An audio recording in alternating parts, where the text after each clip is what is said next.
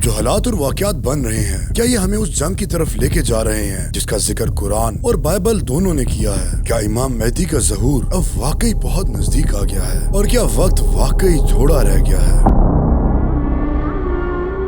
Recent reports کے مطابق کچھ یو ایس ملٹری انسٹالیشن سے ایسی معلومات سامنے آئی ہیں جہاں ایران کے حوالے سے جنگ کو ایک گاڈ ڈیوائن پلان کا حصہ بتایا جا رہا ہے۔ ملٹری ریلیجس فریڈم فاؤنڈیشن کے مطابق انہیں مختلف برانچز کے 50 سے زیادہ ملٹری انسٹالیشن سے 200 سے زیادہ کال ریسیو ہوئی ہیں۔ ان رپورٹس میں کہا گیا کہ کچھ کمانڈرز نے ٹروپس کو بتایا کہ ایران کے خلاف جنگ بک آف ریولوشن میں بیان کی گئی ایونٹس کا حصہ ہے۔ ایک رپورٹ کے مطابق ایک کمانڈر نے یہ تک کہہ دیا ڈونلڈ ٹرمپ کو جیزس نے انوائنٹ کیا ہے تاکہ ایران میں سگنل فائر جلا جائے جو آرمگیڈون کا سبب بنے اور جیزس کی واپسی کا راستہ بنے۔ اگر یہ بات سچ ہے تو صرف یہ ایک پولیٹیکل سٹیٹمنٹ نہیں بلکہ مذہب اور جنگ کے ڈینجرس مکس کی مثال بن سکتا ہے۔ لیکن آخر آرمگیڈون ہے کیا؟ کرسچن تھیولوجی میں آرمگیڈون ایک آخری اور بڑی جنگ کو کہا جاتا ہے۔ بائبل کی کتاب بک آف ریولوشن میں ذکر ملتا ہے کہ آخری زمین میں دنیا کی قوت ایک جگہ جمع ہوں گی اور فائنل کانفلکٹ ہوگا جسے آرمگیڈون کہا جاتا ہے۔ کچھ کرسچن انٹرپریٹیشن کے مطابق اس فائنل جنگ کے بعد جیزس کا سیکنڈ کمنگ یعنی دوبارہ ظہور ہوگا۔ آپ کو یہ بات حیرت میں ڈال دے گی کہ اسلام بھی آخری زمانے کے حوالے سے ایک بڑی جنگ، ایک گلوبل کانفلکٹ کا ذکر کرتا ہے۔ اسلام کے مطابق عیسیٰ علیہ السلام کو نہ قتل کیا گیا اور نہ ہی ان کو صلیب پر مارا گیا۔ قرآن کے مطابق اللہ نے ان کو زندہ آسمان کی طرف اٹھا لیا تھا اور آخری زمانے میں عیسیٰ علیہ السلام دوبارہ نازل ہوں گے۔ اسلامی روایت کے مطابق اس وقت دنیا میں فتنہ اور کانفلکٹ اتنا ہوگا کہ کچھ احادیث میں ایک بڑی جنگ کا ذکر ملتا ہے جسے علماء اکثر ملحمہ کبریٰ یعنی گریٹ بیٹل کے نام سے بیان کرتے ہیں۔ اس کے بعد حضرت عیسیٰ کا نزول، دجال کا خاتمہ اور دنیا میں ایک نیا دور کا آغاز ہونے کا ذکر ملتا ہے۔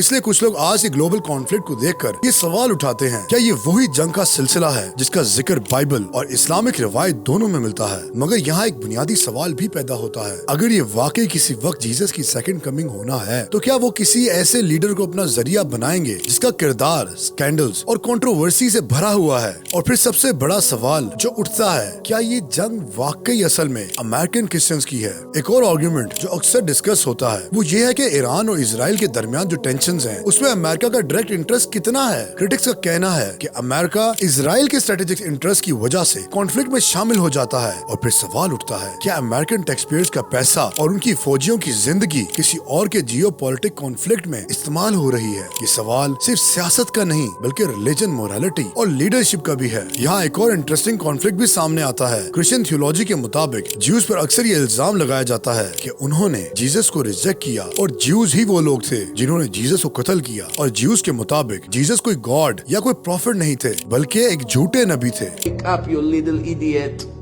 You are worship a dead man that was killed by the Romans. They crucified him and he couldn't even save himself. You expect him to come and save you and save the world? After 2000 years, you really that stupid? And then you come and say, oh, the Jews killed our God. How can you kill a God? You're not normal. Okay, so some go in, they're waking up. Wait a minute. How am I was taught to believe in someone that was killed by people. Jews, non-Jews, it's not relevant. People killed him. If he was divine in any way, who can kill a divine creature? It's not possible. Even 1 second kill all of them.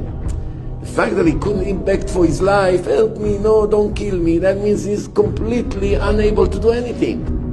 That's enough. How can you believe in such thing? It doesn't make any sense. جبکہ اسلام کا view point مختلف ہے۔ مسلمانوں کے لیے عیسیٰ علیہ السلام اللہ کے عظیم پیغمبروں میں سے ایک ہے، اور قرآن کے مطابق کوئی بھی مسلمان اس وقت تک مکمل ایمان والا نہیں ہو سکتا جب تک وہ عیسیٰ علیہ السلام کو اللہ کا نبی نہ مان لے۔ حیرت کی بات یہ ہے کہ جو جیزس کو مانتے ہیں ان کے خلاف کرسچینٹی کے نام پر جنگ کا کہا جا رہا ہے، اور جو جیزس کو نہیں مانتے یہاں تک کہ ان کو اینٹی کرائسٹ تک کہہ دیتے ہیں۔ یہ جنگ انہی لوگوں کے لیے لڑی جا رہی ہے، اور وہ بھی مذہب کے نام پہ۔ اور شاید اسی لیے آج دنیا بھر میں یہ ڈیبیٹ چل رہی ہے، کیا ماڈرن جیو پولیٹکس کو ریلیجس پروفیسیز کے ساتھ جوڑنا ٹھیک ہے، یا یہ صرف نیریٹیوز ہیں جو لوگوں کو کنونس کرنے کے لیے بنائے جاتے ہیں۔ MRFF نے اس چیز پر تشویش کا ذکر کرتے ہوئے کہا کہ کچھ جنگوں پر کرسچن نیشنلسٹ آئیڈیالوجی کو ملٹری آپریشنز کے ساتھ پیش کیا جا رہا ہے۔ ایک نان کمیشنڈ آفیسر نے بتایا کہ وہ 15 فوجی جوانوں کی طرف سے بات کر رہے تھے جنہوں نے اس میسج کو مورل اور یونٹ کوشنز کو ڈیمیج کرنے والا قرار دیا۔ کچھ سروس ممبر کا کہنا ہے کہ اس طرح کا بیان